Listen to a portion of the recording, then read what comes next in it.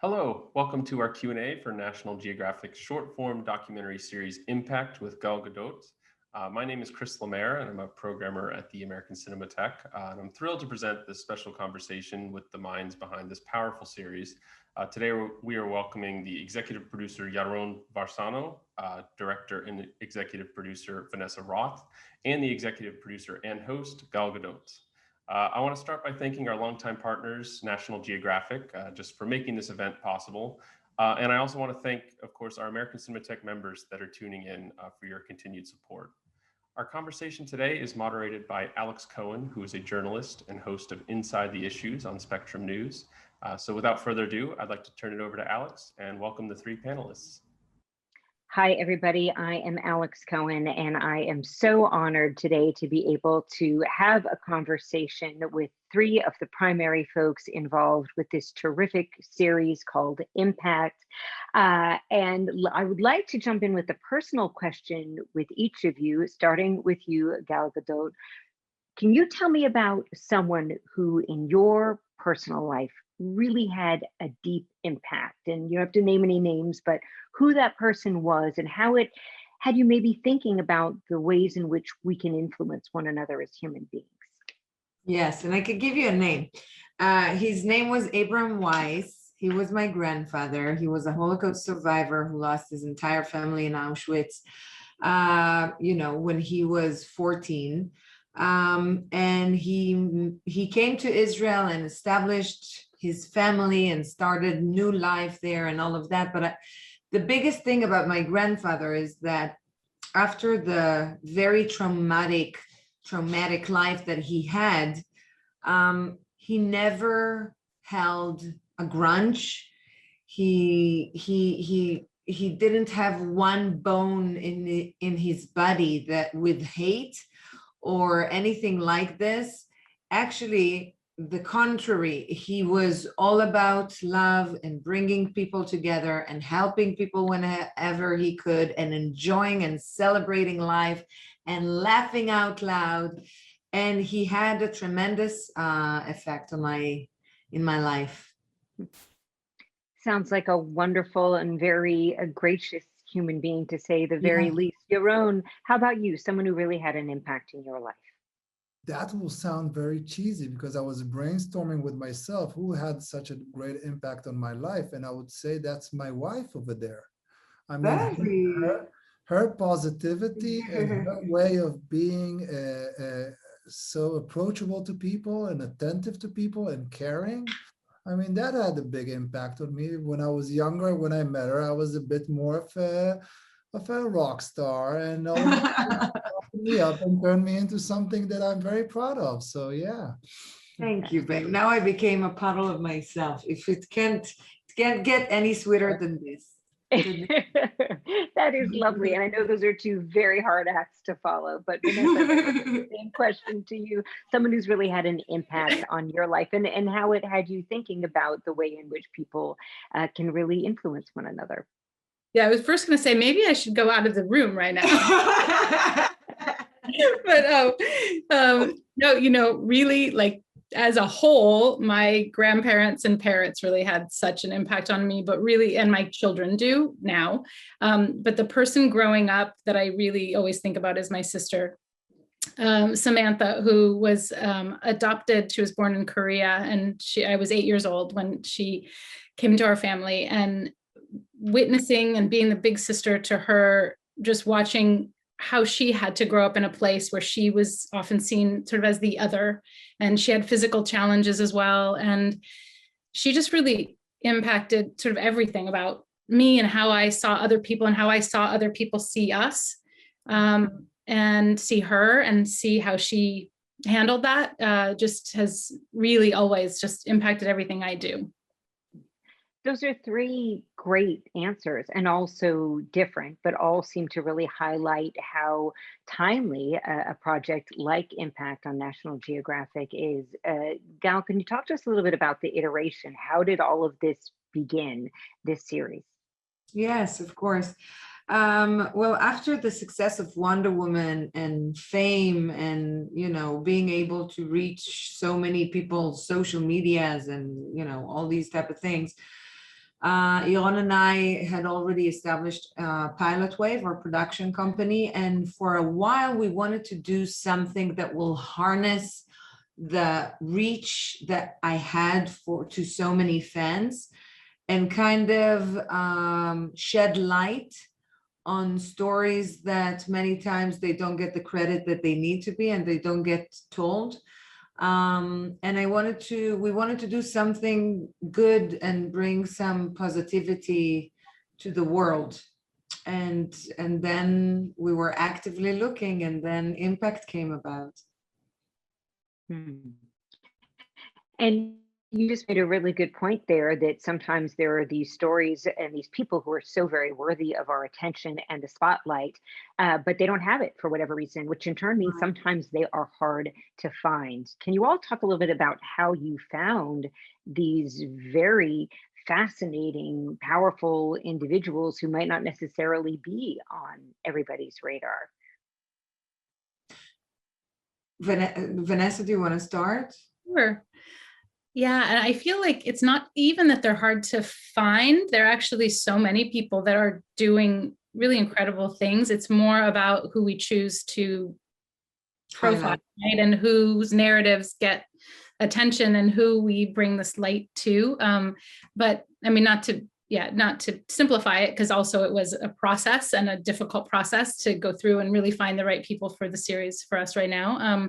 We spent a lot of time researching actually on social media, in local newspapers, in national, international newspapers, through foundations, through GoFundMe. You know, we really looked sort of everywhere. But the thing I find just a nice full circle is we actually found a lot of stories through social media. The very first story that was Brazil was actually from an Instagram photograph of Tuani, this ballerina.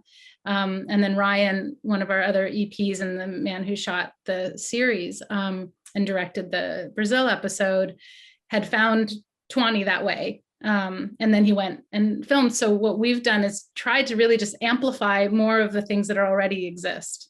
And Jaron, let's turn to you to talk about the format in which you told these stories, because I found each one of these people so utterly compelling that I think you easily could have probably made documentaries, you know, full length, hour and a half, 2 hour long documentaries. And yet these episodes are kind of these bite-sized morsels, you know, 12 minutes, 13 minutes. Was that a specific choice? And how did that then influence how you told each of their stories? Well, of course, we would have rather tell a much deeper dive into each of one of those stories, but you also have to tailor it to the medium where you're going to broadcast it. And our intent was to have a global reach, and a global reach these days is social media and through these platforms. So we decided that we're going to package it in such a way that it will be easily digestible to the audience. The audience needs to understand how to consume it on social media, on their platforms, whether it's on the iPad, the computer, or the phone.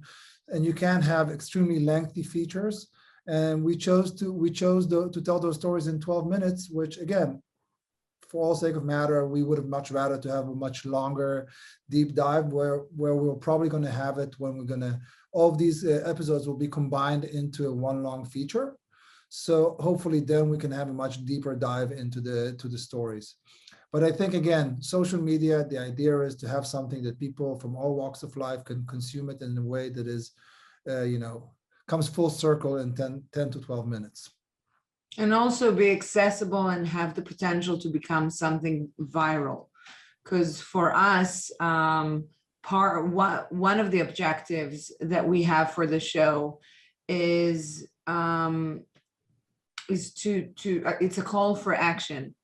And I think that sometimes, I think that every human being want to help and want to better the world. One of the objectives that we have for the show is that we want the show to kind of be a call for action, to kind of ignite something in people's hearts and to make them feel like they can help. But one of the problems that we all have as human beings is that we don't know where to start. It's where do you start if you want to stop the hunger in the world, or poverty, or domestic violence, where do you start? And honestly, I think that what the show is showing is that you can start small. You only need to start small, and that's enough, because small acts can have an incredible influence, an incredible effect. And once you start this ripple effect, you start this inertia, and then things change. So one of the reasons to why we wanted this to be on social media and digital, and to have this as a digital show, was because we wanted as many people to have access to watch it. We were hoping for the show. We are hoping for the show to become very, very viral, and hopefully people will enjoy the show. And there's a whole other layer to all of this, because, of course, we are in the midst of this pandemic, which is certainly something that you feel a lot in the episode featuring the woman who does the surf therapy. Vanessa, can you talk a little bit about how COVID-19 affected the production of Impact? Yeah, it completely really turned the prism around for us to focus really on this moment in history, while still maintaining all the things that we wanted to follow about the women and what they do pre-COVID and post-COVID. We had first found stories all around the world. We actually had 6 stories in every part of the world that we were on the way to Sierra Leone, like just maybe 2 weeks, or just very soon about to fly to Sierra Leone to film an episode when COVID locked everything down. So we reconvened, really rethought through, what do we want to do? Do we want to just wait this out, or do we want to keep going? And we all collectively made this decision that the most important thing at this moment is actually to act, and in a safe way, obviously, and in a collaborative way with the women that we want to tell their story. So we went and we looked inward, and we looked in this country, and we had the Brazil story, and we found the story in Puerto Rico, and we found these other women that are just right here, and they're incredible stories just that are here in this country. Again, we hope we can keep going so we can go around the world. But in this moment of COVID, what we found was that, yeah, it was challenging. We did a lot of collaborating over these, video conference calls, a lot of planning that way, interviews that way, worked with lots of local crews, which I love to do anyway, but they, the crews are the experts in those regions and those neighborhoods and communities, and collaborated with our women just with what would be the safest way and the most comfortable way to do this.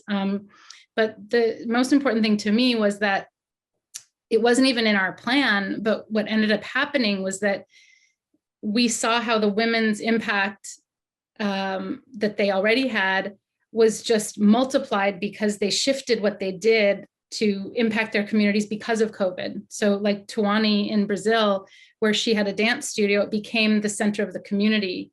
Kayla, who builds houses, really was pushed to build the houses because of COVID and the needs that arose in her community. Same thing, Ariana in Puerto Rico, because of COVID, the water was even more important to the community than it ever had been before. So the work she's doing around water was that way. And then of course, Kelsey, who lost her sister to COVID, made a choice. Instead of grieving silently and privately, she reached out and said, I know everyone else is hurting too. Let's build community around this.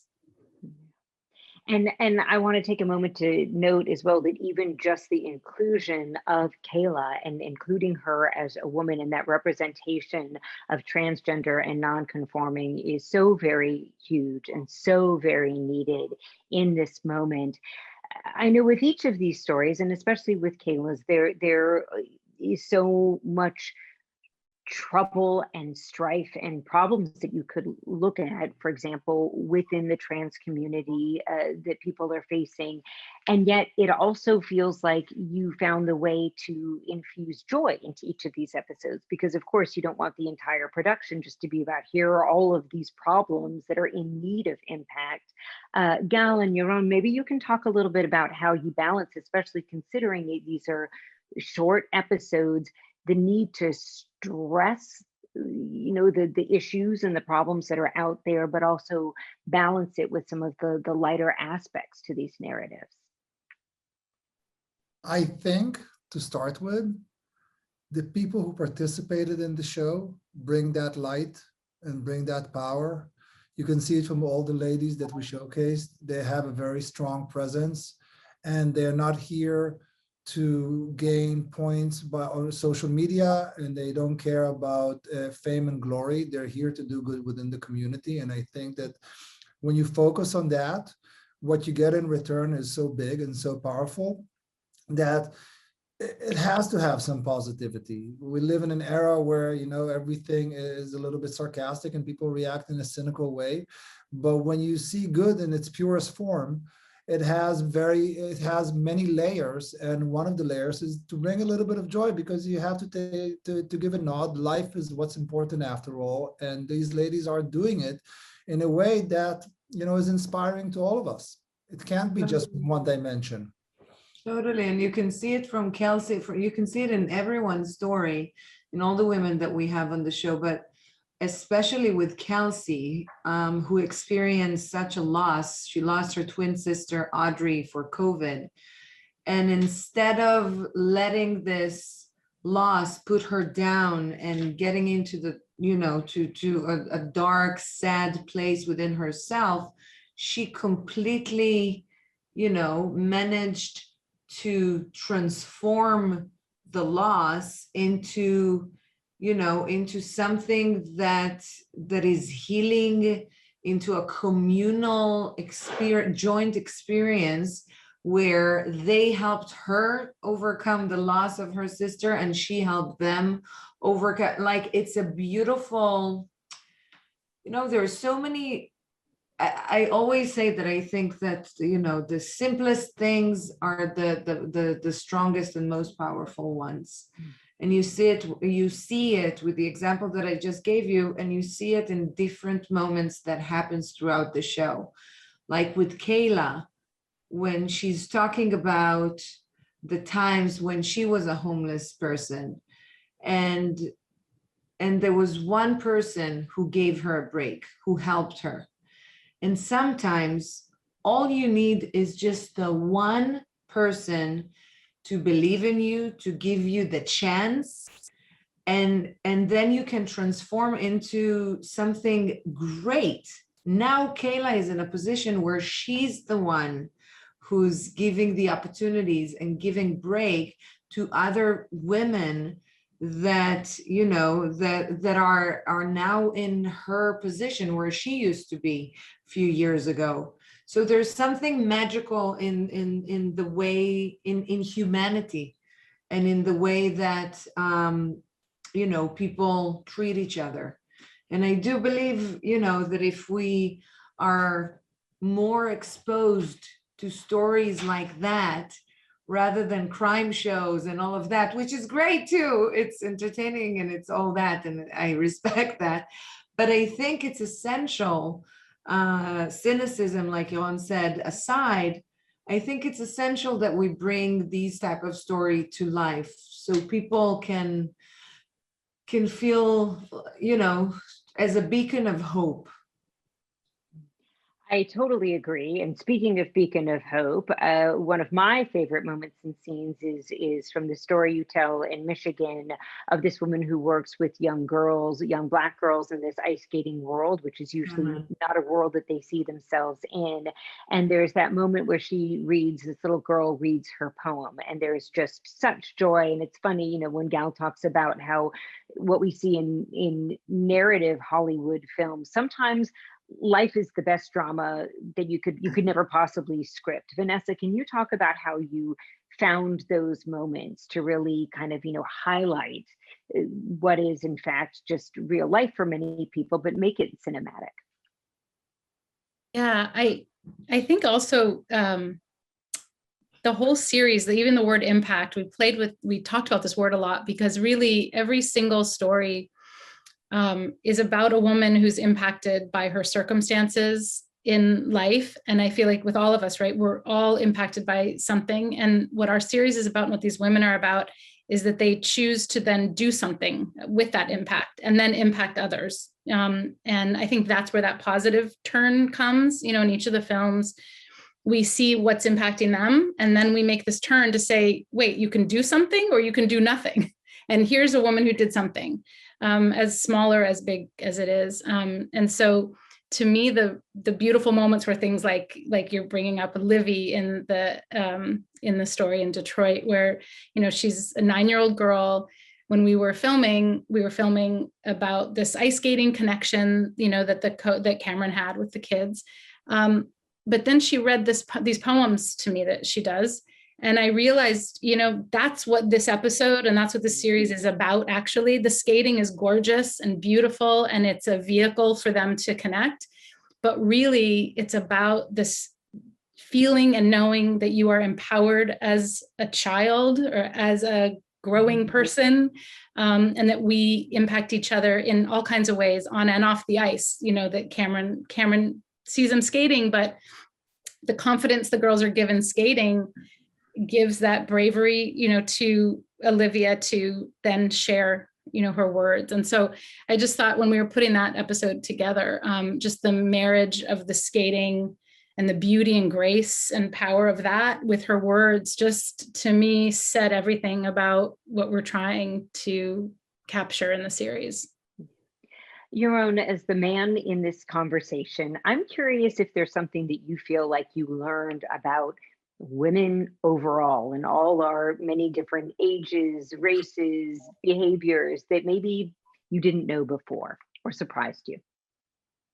It actually comes full circle with the beginning of our conversation. I am married to a strong, beautiful woman, and I was always lucky that way. And through our partnership, I think both of our lives kind of improved, and we managed to overcome a lot of obstacles and challenges. And I think that in this show, it's just, you know, it's just a testament to how capable and strong women are when they're poised to do something. We had a girl who decided that in spite of everything, she's going to start a ballet studio in the favelas of Brazil.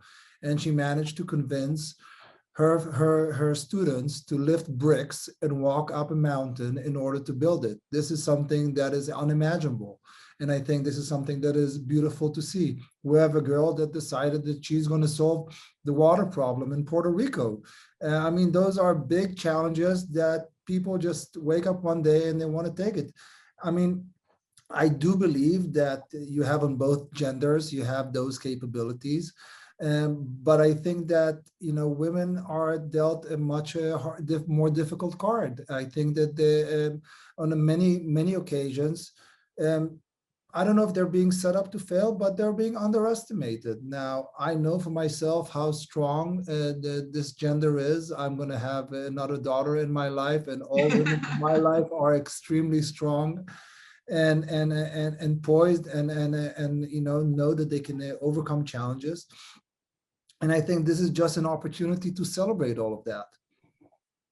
And Gal, I'm curious, you know, as someone who has played this legendary role of Wonder Woman, who is the epitome of strength and courage and bravery and beauty, do you feel like in meeting these, and this is going to sound cheesy, but it's very true, in meeting these real life Wonder Women, was there something that surprised you, and maybe maybe in future projects, Wonder Woman or not, that you really feel like this is going to stick in your heart and soul, remembering these real life people who are out there? Wow, I was inspired by all of them. I think that they all have such great passion and will for the causes that they're act for. And I keep on telling them, you know, because we have our own relationship and we talk and we Zoom and we do all the time, you know, we communicate all the time. And I keep on telling them that, you know, I am lucky to be the one to portray this iconic, amazing character named Wonder Woman. But at the end of the day, they are the true heroes because they walk the walk. They go out there every day, they deal with all the hardships, they're not letting it stop them, and they're actually bettering the world. Like, they are the true heroes. As cheesy as it may sound, they, you know, that's who they are. And I'm so happy that we all have the opportunity to share their stories, because these women are deserve to be celebrated. And we just have a few moments left with you, but to go back to what you had expressed earlier, that the hopes of all of you is that this series will compel others to find a way that they can have impact in their own spheres, and that oftentimes we feel overwhelmed. It's not that the will or the desire isn't there, we just kind of don't know where to begin. In talking with these women, Gal, do you want to leave us with any words of advice of what you learned from them, or where might be a good place to start in all of our own individual worlds? Well, first of all,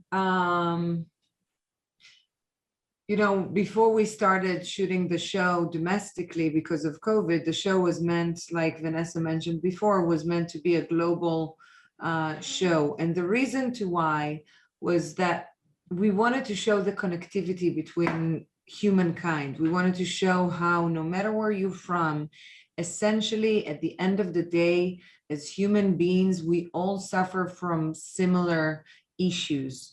And I think that, to begin with, if one of the stories touched your heart and you want to help one of our heroes, one of the girls, you can go to natgeo.film website, and there's a call for action, and there's a, you know, you'll have all the information on how to donate. But essentially, again, going back to what I said before, I think it always starts small. If you want to help, do it. Just start small, and good things will follow. Gal, Jaron, and Vanessa, it has been a real pleasure talking about impact on National Geographic. Thank you to everyone watching, and thanks as always to the American Cinematheque. Thank you so much. Thank you so much.